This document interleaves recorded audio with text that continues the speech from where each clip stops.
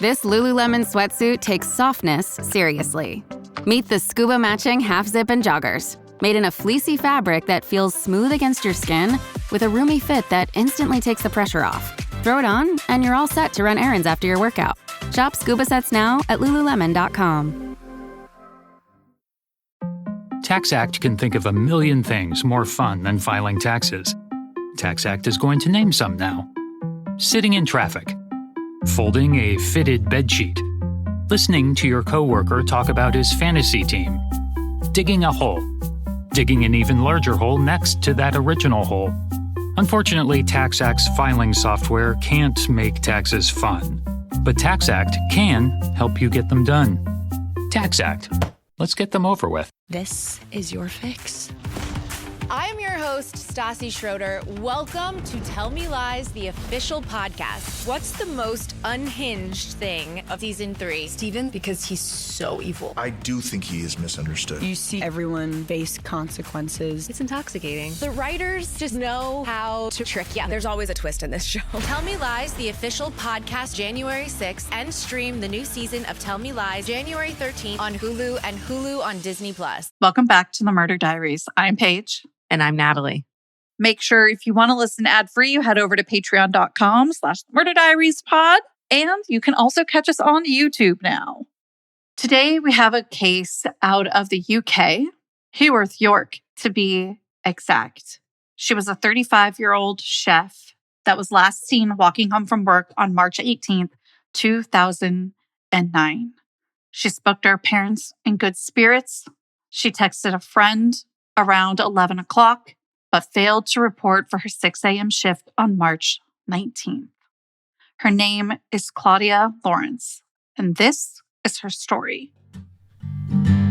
Used to think it's in my head, but I'm walking with the dead.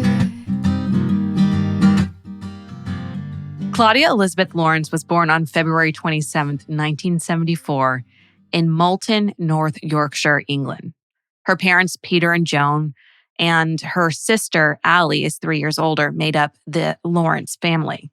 Her father, Peter, was a solicitor. I'm not exactly sure. The UK calls them solicitors and the US calls them lawyers. So Peter was a lawyer. Thank you for that. Her mother, Joan, was very well known in the community and was part of the town council. She actually eventually became the mayor. So definitely a respectable, maybe even affluent family. Yeah, I would say so. Both Claudia and Allie had what is often described as a comfortable upbringing. Claudia played the flute growing up and she fell in love with riding horses. The Lawrences had a large home with horse stables, so both of the girls had their own ponies to ride. What a dream. Honestly, this sounds like such a beautiful childhood. Every little girl's dream I know is to own a horse at one point or another. So it sounds like they were living the life. As she grew up and became a teenager, she really did enjoy, as many teenage girls do, spending time with their friends, going shopping. She made a little money by babysitting for family friends. And two of the girls, actually, who she babysat for really, really looked up to her and viewed her as like glamorous and like a cool girl. Around that time, her parents divorced. And even though there was this fracture in the family, they maintained a strong relationship with the four of them. Both Allie and Claudia attended private schools. And even though they weren't far off in age, about 3 years apart, as we mentioned earlier, they had very different personalities. This just goes to show that despite attending a posh private school and, shopping and kind of being seen as a bit of a cool girl, her life wasn't perfect. And she was having a rough situation evolve at home. They were going through a divorce in the family. It is so true that Allie and Claudia were different despite being so close in age. Allie was a little bit more academically minded, whereas Claudia was kind of seen as a bit more brave and adventurous, always kind of wanting to try, new things and be a bit more spontaneous. She would often be going out for long horse rides, and she always wanted to be, at the stables mucking, which If you don't know what mucking is, it's not exactly glamorous. It's basically when you clean out the entire horse stall in the stable and make it all nice, new, and fresh. Again, not glamorous. So clearly Claudia was not exactly afraid to get her hands dirty. And I really think that that also kind of shows her more adventurous side. After she graduated from high school, she went on to a private school called the York College for Girls. And this is where she really fell in love with cooking. After she graduated, she began studying to be a chef at a nearby catering college. This is sort of when she started really forming her core set of interests. She loved traveling, and that paired perfectly with her love of food and cooking and just tasting new experiences. She loved cooking so much that by 2006, she was working as a chef at the University of York's Goodrich College. Her mom says that just like in school, she fit in with her coworkers really well. She would actually even volunteer often to pick up holiday shifts so that her coworkers could spend time with their families. That really just shows what a good heart that Claudia had for her friends. And you could see why, starting with school days, she had such a good group of friends. Her father went on to tell BBC, quote, that chefs are not particularly well paid unless you get to be famous. She had no aspirations to be a famous chef, though. She just wanted to cook, and she was happy with what she was doing at the university. And let me tell you, those early start days that she had, we're talking the day that she went missing, she was supposed to be there at 6 a.m. You have to love what you're doing to be able to be there at 6 a.m. It really seems like her life was starting to come into full focus. She had a job she enjoyed, and she eventually bought a small terraced house. Now, for those in the US who may not know what a terraced house is, basically they share side walls with other similar houses, like a long, unbroken row of houses. These are pretty common where Claudia lived. Her particular home was on Heworth Road, and she chose this particular location to be close to her job at the college. It was on the outskirts of the city and just a 10-minute drive to her new place. There were other things around this area as well. For example, there was a post office, an elementary school, a church, and the Nag's Head pub just walking distance from her house. Think small town suburb.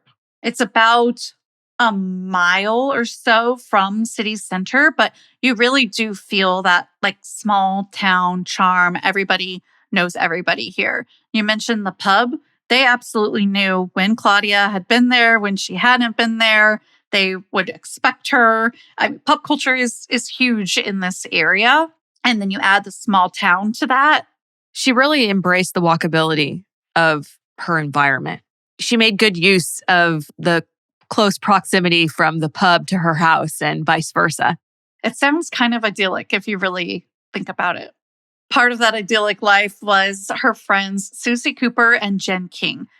Claudia, Susie, and Jen were very close friends. They were a trio, and they often spent evenings at Nag's Head Pub, which was actually only down the street from Claudia's house. It was not far at all. The friends first met in 2006, and that was kind of all she wrote. This was part of their routine, meeting at Nag's Head, having a drink. Jen was actually one of the bartenders at the pub and had even lived with Claudia for a few months when she was going through a bad breakup. Again, really showcasing what a wonderful friend Claudia could be. The girls actually became so close despite meeting a little bit later in life that they called each other sister instead of friend. Jen actually told the BBC that they loved spending evenings together. She said we'd listen to each other moan, talk about our days, or if we have a stressful time at work, then we'd say, oh, come on, let's just have a drink. So they would kind of be complaining about things that they had to complain about, all the kind of mundane life annoyances, and then have a drink about it and kind of be there for each other. And when they weren't physically together, they were calling or texting each other all the time. It's girlhood. Jen actually told BBC that Claudia was just an easy person to get along with. She's quoted as saying she was a simple person in that she was fairly easily pleased. She liked to buy a new top now and again, go to the pub, see her horse, listen to music. She didn't desire the grand things in life. She just wanted a nice sunshine holiday and to have a tan. This seems really consistent with when her father was talking about how, oh, you need to be a famous chef to really make it, but yet she wanted no part of that. This fits, and it must have really been something that she exuded, just being happy with the simple parts of life. And there's something really beautiful to that. Susie was actually the first person to notice that 35-year-old Claudia was missing. On the evening of Thursday, March 19th, 2009, Claudia was supposed to meet her at the Nag's Head pub for a drink. But Claudia never showed up. Susie texted her a joke about her standing her up and then didn't get a response. So she called Claudia and it went straight to voicemail. Susie assumed Claudia fell asleep and didn't plug her phone into the charger because why else would she not get a response from her best friend? They were always talking to each other. The next day, Friday, Susie called Claudia again. Still no answer. She later told BBC, "I was off work that week, so the next morning, the Friday, I rang her and again it was switched off." That was totally out of character, and at that point, I knew something was wrong. She took that intuition of something was wrong to the next step and called Claudia's father, Peter, to tell him that Claudia never showed up to the pub and hadn't been answering any of her phone calls. He also was immediately concerned, as Susie had been. That day, Peter and Susie both entered Claudia's house to see if she was home. Maybe she was sick or injured, but there was no sign of her. Her house slippers were found by the door. The jewelry that she wore the previous day that she took off after work was still there. It was on her dresser. Her cell phone, however, was missing. It was a silver Samsung D900, classic old school flip phone. And this was missing along with her blue and gray backpack that she typically carried her chef whites in. Given all of that to Susie and Peter, it looked as though Claudia had left for work like she normally did. Peter went ahead and called Claudia's work and found out that she indeed had not shown up for work the day before. He didn't waste any time in calling authorities to report his daughter missing. He went on to tell BBC, "When I called, I expected them to say, given how long she'd been missing, to give it a day or two, but it was the complete opposite. There were about 150 to 200 officers combing every inch of the route that she would have taken to the university. It all just seemed very surreal." So these people are clicking right into something has happened to Claudia. Something is wrong. She's missing. There's no second guessing. As is evident from the quote that Paige just read, the North Yorkshire police immediately began searching Heworth Road and the surrounding area. Though they responded quickly, Joan, who is Claudia's mom, thought the investigation started off behind the ball. In fact, she told BBC that in her mind, the police were out of their depth, that everything got too big too quickly, and that these police officers really didn't know how to handle this sort of situation. Investigators began to put together a timeline of Claudia's movements leading up to her disappearance by talking to neighbors, friends, and looking through CCTV footage, which, if you know anything about the UK, there is CCTV footage of every street corner. As investigators were piecing together Claudia's movements through CCTV footage, we know that Claudia made it to her shift at work this morning right around 6 a.m., which is Wednesday, March 18th. Claudia normally drove the 7 to 8 minutes to work, but this particular day she walked because her car had been in the shop because it broke down a few weeks prior in the snow. As a result, she'd been walking to work since then, and that took about 35 minutes. Claudia was last seen at 3:05 p.m. walking towards her home on Heworth Road. CCTV footage confirmed that Claudia left work after her shift at 2:35, and at 2:47 p.m., she's seen on CCTV footage at Melrose Gate Post Office and a shopping center. This location tracks with timing and walking distance from her work. In a very lengthy, in-depth Medium article written by Major Lang, it's reported that in the CCTV footage of Claudia at the post office, she places a letter or some kind of small package into one of the post boxes. Shortly after Claudia stopped at the post office, a coworker named Joe saw Claudia walking home, and this coworker stopped to give her a ride home the rest of the way, which would have been about 3 or 4 minutes. Joe then dropped Claudia off at her home at 2:50 p.m. A neighbor and friend of Claudia's, Linda, told police that she saw Claudia at the nearby shops around 2:50. You might be saying, well, she got dropped off at home at 2:50 though. How was she already at these shops? Well, these shops were really only like a 2-minute walk from Claudia's house. So it's definitely feasible that she could have gotten to these shops very shortly after being dropped off. The neighbors spoke with Claudia briefly, but there wasn't anything out of the ordinary that the neighbor took notice of.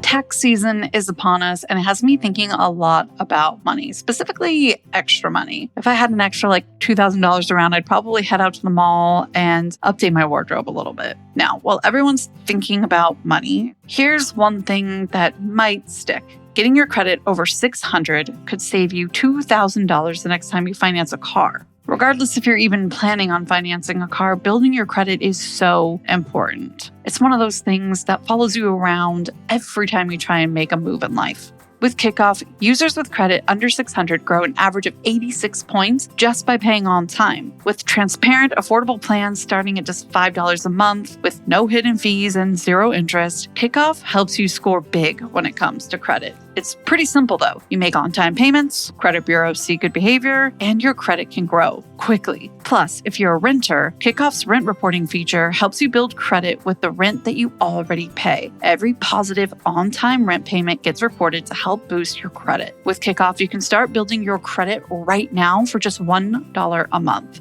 You can also set up auto payment so you don't even have to worry about missing a payment. Signing up is super easy and you can do it in minutes on your phone with no credit check, no hidden fees, and no interest. Kickoff is a safe and trusted solution with over 1 million users and hundreds of thousands of positive reviews. There's a reason why Kickoff is the #1 credit builder on the App Store. Start building credit with Kickoff today and get your first month for as little as $1.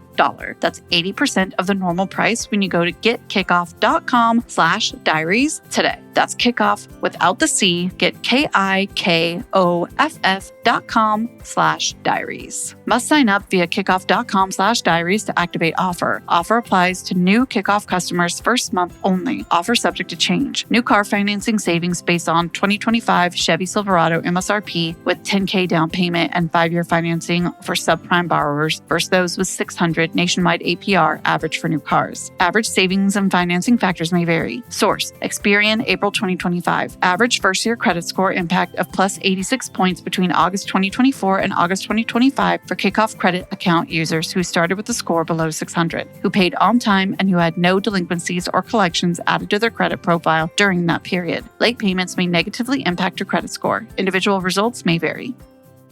Nothing hits like home cooking, and HelloFresh makes it weirdly, wonderfully easy to actually do it. Full disclosure, I'm not the chef in my household. My husband usually handles that. I'm more of a moral support and playlist curator in the kitchen, but HelloFresh makes me feel like I have a secret superpower. The instructions are clear, everything's portioned, and suddenly I'm pulling off a dinner that looks and tastes like I knew what I was doing all along. You can choose from over 100 recipes every week with cuisines from around the world and comfort meals that genuinely lift a gray winter mood, plus bigger portions, which we appreciate. And there are also 35 plus high protein options, including Mediterranean and GLP-1 friendly meals made with ingredients like sustainably sourced seafood and 100% antibiotic and hormone-free chicken. And the quality, 3 times the seafood, no upcharge, plus grass-fed steak ribeyes. And beautiful seasonal produce like pears, apples, and asparagus. Because when dinner tastes this good, nothing hits like home cooking. Needless to say, I love HelloFresh, and I think you will too. Go to HelloFresh.com/diaries10FM to get 10 free meals plus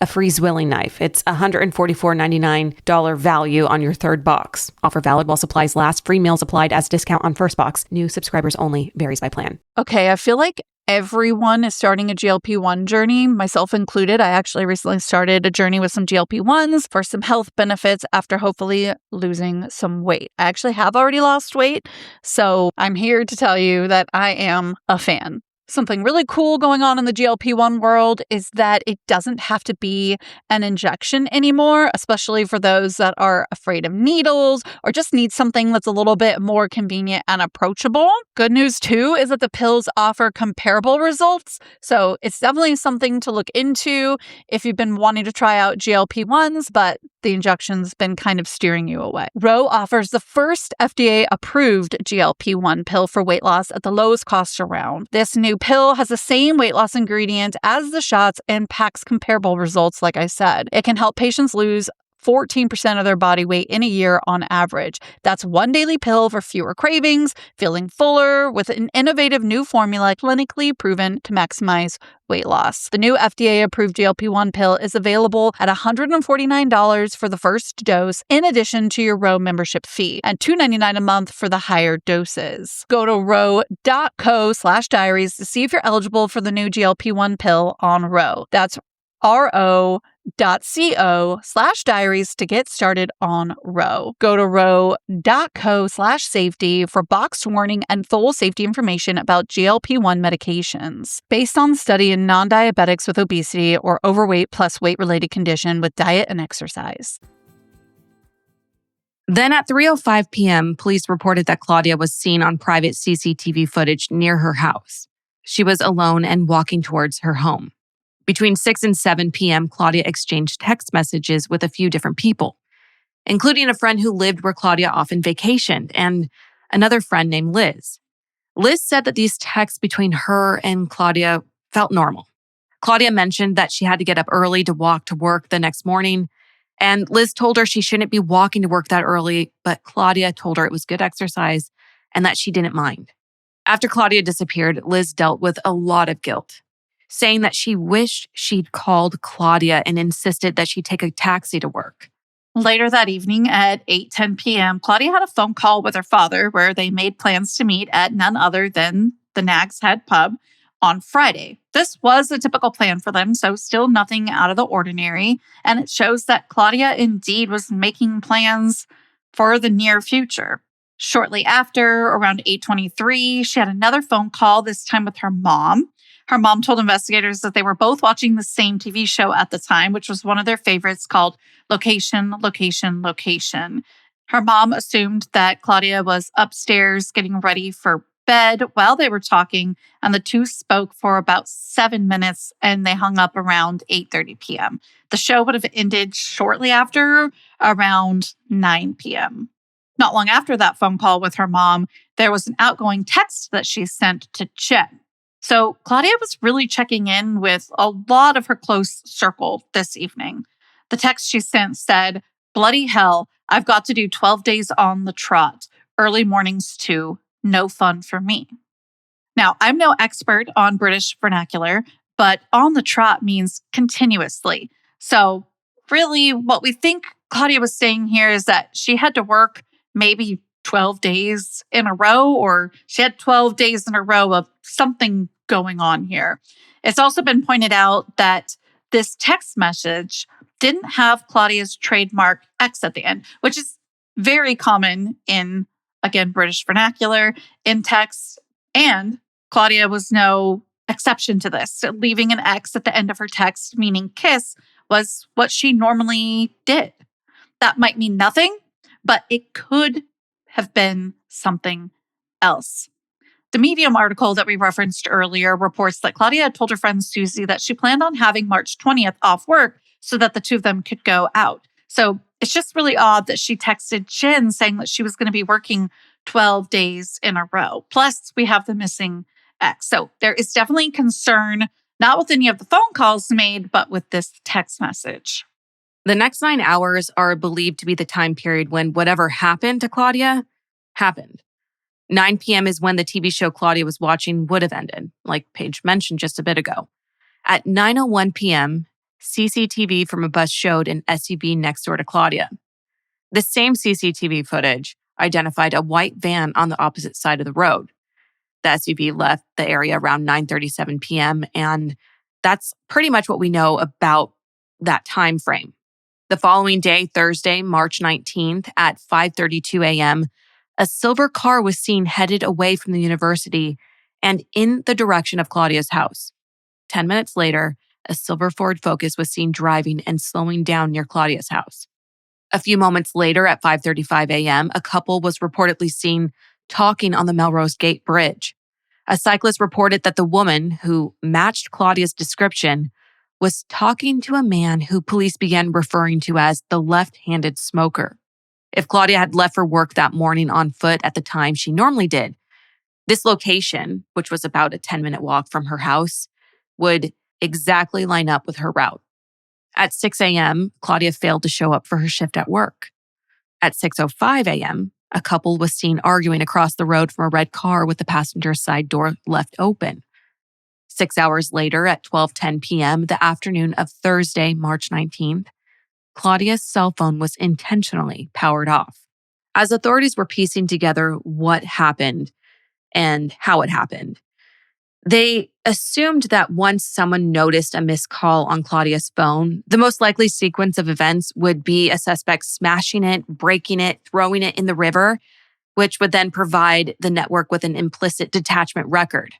However, that didn't happen. Instead, what they got was an explicit detachment, meaning the suspect had the soundness of mind to turn off the phone in the regular way rather than smash it. So for all intents and purposes, Claudia's phone could completely still be intact. In terms of the search, investigators were continuing to look for Claudia, along with her family and friends. 6 weeks after her disappearance, the case was now being considered and was reclassified from disappearance to suspected murder, which explains that they hadn't found any signs of life. Joan, Claudia's mother, told the BBC that she found out about this reclassification from watching TV. She openly criticized much of what these investigators were doing, believed that had the case been handled differently, Claudia might have been located by then. She also critiqued the photo that was used of Claudia because her hair was the wrong color. In May, detectives released CCTV footage of a man seen near Claudia's home on the morning she disappeared. At 5:07 a.m., the man is seen walking into Heworth Place towards an alley behind Claudia's house. And about a minute later, the man comes back into view and walks onto the main road. The detective on this case said that the man's actions were strange. And as a result, investigators are asking for anyone who knows this man or the man himself to come forward so they can rule him out. But to this day, this man has never been identified.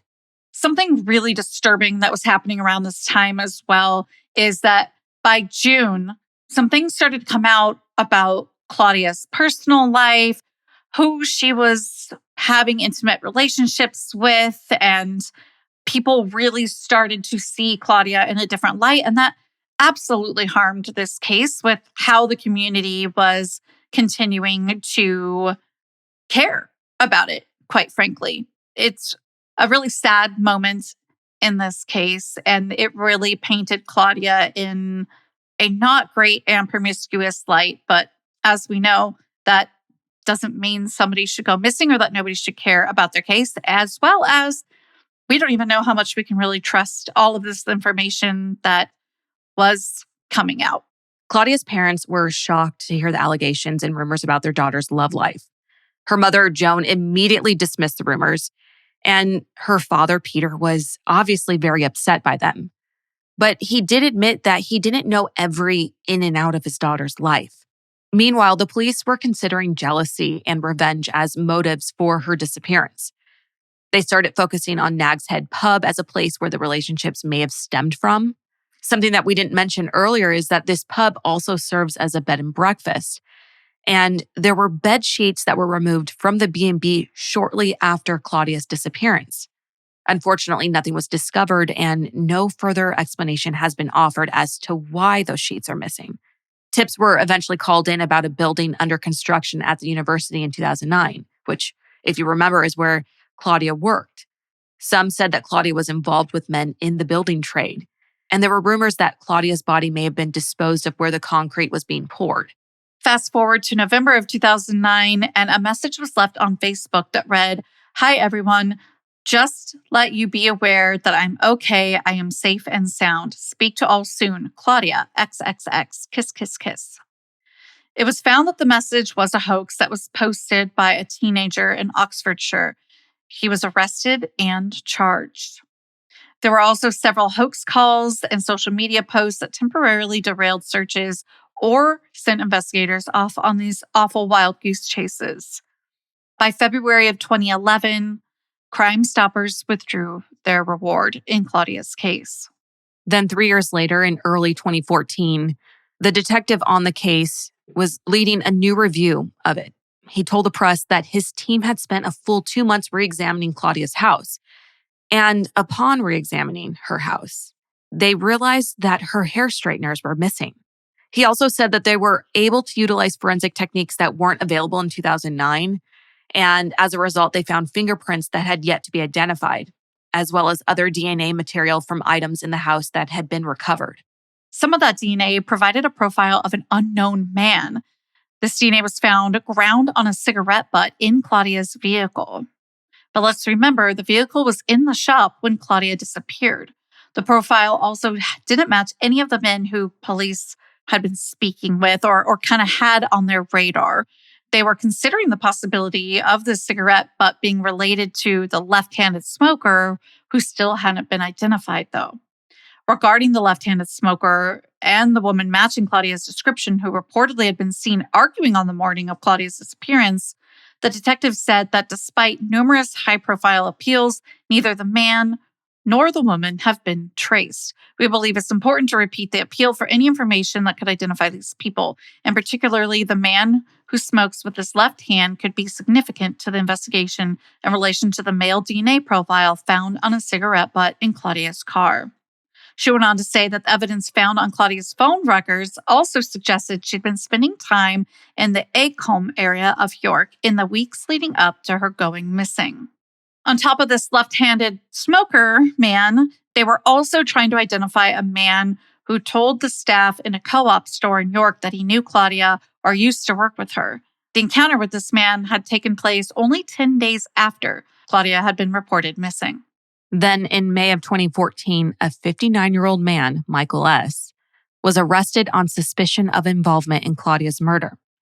This man was working as a lab tech at the university Claudia worked at, and 2 houses were searched, one in Burnholm Grove and one in North Shields, and they also seized his vehicle. Now, how they got to Michael S. is sort of a mystery, at least publicly. There's been no specific information released from law enforcement as to what prompted this arrest. In November of 2014, he was also released, and there's no information that has been released to the public about any of this, really. A few months later, in 2015, 4 more men were arrested on suspicion of murder in Claudia's case. The 4 men, who have never been publicly identified, were all in their 50s and from the York area. It's been reported that they were arrested as a result of the reinvestigation and the formation of a new major crime unit. This was the extent of the information that's been released, though, in any regard to these arrests. In March of 2016, the Crown Prosecution Service dropped all charges of the men due to a lack of evidence. When the detective finished his review and reinvestigation of Claudia's case, he told BBC his thoughts about it. I still strongly favor the theory that the person or persons responsible for Claudia's disappearance was someone or several people who were close to her. It was either very well planned or there was a huge element of luck to have got away with it, so far at least. In my view, they have probably been helped by the fact that those closely associated with Claudia have withheld key information. There are mixed opinions as to when Claudia actually met with foul play. The evidence seems to point to Claudia having made it through the night, prepared for and left her house for work, then met with someone on her way into work. However, there are people who believe that something happened to her overnight, not long after she got off the phone with her mom. In fact, in 2025, there was a podcast that came out called Answers for Claudia. This podcast set about uncovering answers for her family. They interviewed a woman who wanted to remain anonymous, and this woman said that she was in an abusive relationship with a man who once threatened her that he would get the to feed her to the pigs, just like they did with Claudia Lawrence. The woman said that her ex-partner was also in the CCTV footage outside of Claudia's house on the night that she disappeared. So this anonymous woman feels confident it's him in the footage because she recognized her partner's distinctive stooping walk. Moving toward 2017, Peter campaigned for the guardianship bill, aka Claudia's Law, and it passed. This now allows families to manage a missing relative's finances and property. The next year, Peter was then appointed as the Officer of the Most Excellent Order of the British Empire in the Queen's birthday honors in recognition of everything he'd done to advocate for his daughter. After all of those accolades and hard work in 2021, Peter Lawrence passed away without ever getting answers to where Claudia was or what happened to her. As of February 2026, Claudia Lawrence would be 51 years old. She was 35 years old when she disappeared from the York area. If you have any information about the disappearance of Claudia Lawrence, please contact the North Yorkshire Police or use the Crime Stoppers website.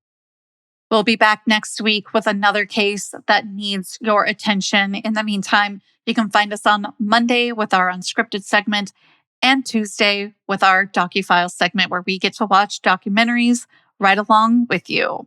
Until then, Stay safe.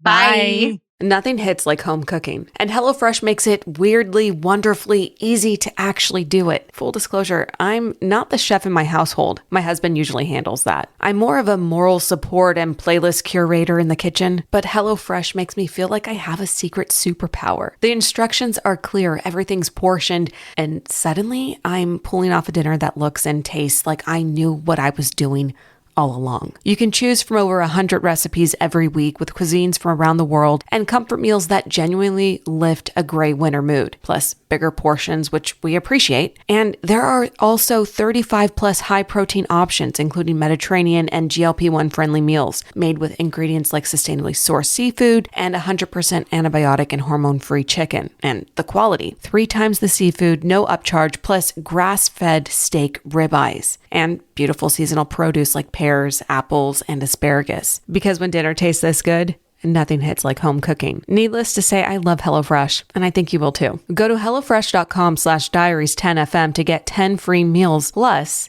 a free Zwilling knife. It's $144.99 value on your third box. Offer valid while supplies last. Free meals applied as discount on first box. New subscribers only. Varies by plan. Okay, I feel like everyone is starting a GLP-1 journey, myself included. I actually recently started a journey with some GLP-1s for some health benefits after hopefully losing some weight. I actually have already lost weight, so I'm here to tell you that I am a fan. Something really cool going on in the GLP-1 world is that it doesn't have to be an injection anymore, especially for those that are afraid of needles or just need something that's a little bit more convenient and approachable. Good news too is that the pills offer comparable results, so it's definitely something to look into if you've been wanting to try out GLP-1s, but the injection's been kind of steering you away. Ro offers the first FDA-approved GLP-1 pill for weight loss at the lowest cost around. This new pill has the same weight loss ingredient as the shots and packs comparable results, like I said. It can help patients lose